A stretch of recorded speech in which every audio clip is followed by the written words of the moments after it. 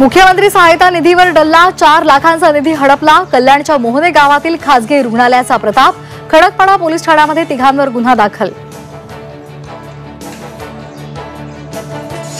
युतीसाठी उद्धव ठाकरेंनी कुठल्याही अटी शर्ती घातल्या नाहीत। खासदार संजय राऊतांचं स्पष्टीकरण।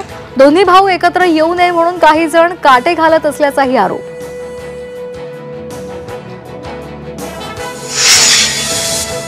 राज्यभाषा सल्लागार समितीचा हिंदी सक्तीला विरोध। हिंदी सक्तीचा GR रद्द करण्याची मागणी।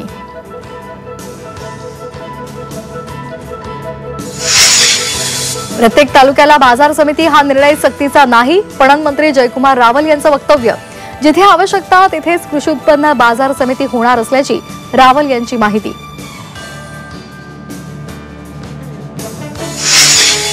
नागपुरात मुख्यमंत्र्यांच्या हस्ते गरजू महिलांना पिंक ई रिक्षाचं वाटप। राज्यभरात 10,000 पिंक ई रिक्षा वाटप केले जाणार।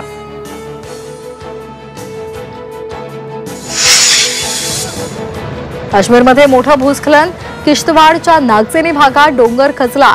शेकडो घरांचं नुकसान। गाड्याही ढिगाऱ्याखाली अडकल्या।